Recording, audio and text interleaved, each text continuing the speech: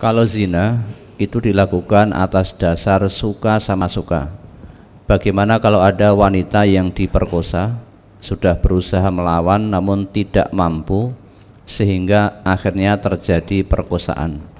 Bagaimana nasib wanita tersebut dan bagaimana hukum nasab terhadap anak yang dilahirkan, Ustaz?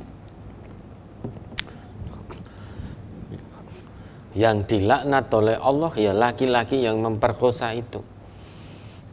Kalau perempuan yang diperkosa tadi ya, karena itu bukan kemauan, karena paksaan dan tidak kuasa, sudah sekuat tenaga melawan,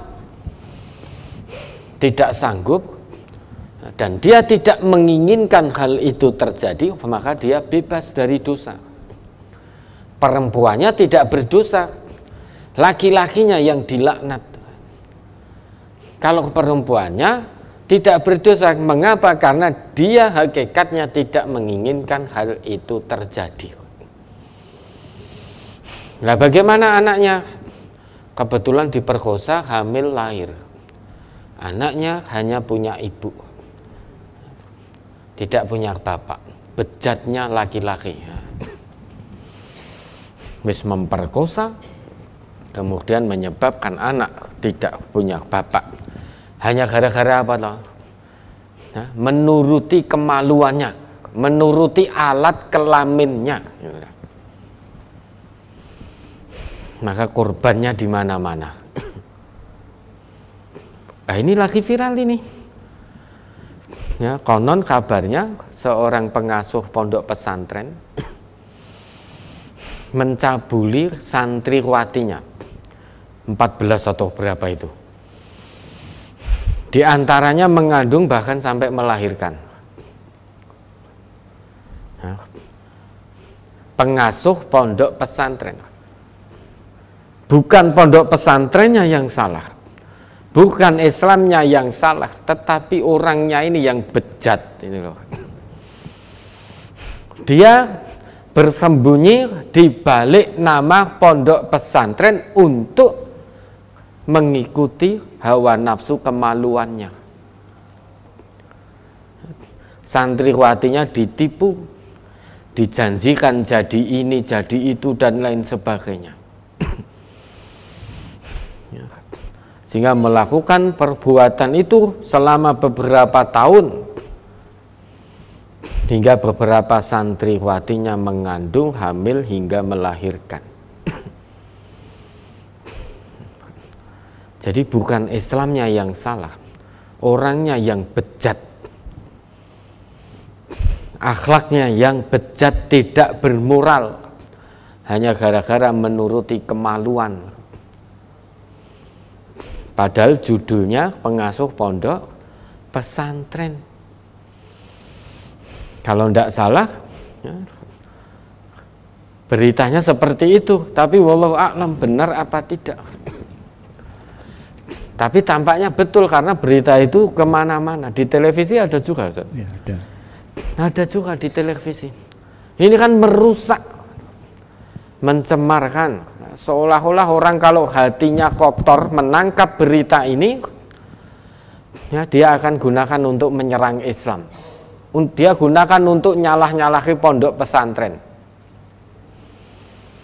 Bagi orang yang hatinya ada kotoran, benci dengan Islam, dia tertawa dengan berita ini. Karena itu jadi pintu masuk, jadi bahan untuk menyerang Islam, untuk menyerang pondok pesantren. Sehingga gebyah uyah. Maka kalau ingin melihat kebenaran Islam, lihat sumbernya. Jangan lihat orang yang ngaku Islam, tapi lihat sumbernya. Kalau ingin melihat kebenaran Islam, lihat Quran, lihat sunnah, jangan lihat orangnya. Kalau lihat orangnya, orang yang ngaku Islam, banyak tertipu kita. Kalau tidak hati-hati, banyak tertipu. Ishhadu bi anna muslimun itu maksudnya, ya, kita diminta untuk melihat pada orang yang betul-betul muslim, jiwa raga menyerahkan segalanya hanya untuk Allah, baik pikirannya, tenaganya, hatinya, hartanya, jiwanya itu hanya untuk Allah. Sehingga orang yang betul-betul zahiran wa batinan menyerahkan tunduk patuh betul kepada Allah secara zahir maupun batin, niscaya dia punya akhlak karimah, akhlak yang mulia. Maka kalau mau melihat kebenaran Islam, lihat sumbernya yang diajarkan oleh Nabi, yaitu Al-Quran dan Sunnah. Jangan lihat orang yang ngaku Islam tertipu nanti. Misalkan panjenengan melihat saya mendapat amanah untuk mengisi kajian ini, pakai peci, pakai ini, dikiranya saya lebih bertakwa daripada panjenengan. Belum tentu. Mengapa? Sekarang panjenengan kerso mendengarkan apa yang saya sampaikan, karena aib saya sedang ditutup oleh Allah. Coba andai kata aib saya dibuka oleh Allah, sudah panjenengan lari. Coba aib panjenengan semua dibuka oleh Allah, satu sama lain di antara kita aib dibuka oleh Allah makbiak gitu, sudah surah gelem meneh kita ngaji mendengarkan satu dengan yang lain, ini tidak mau.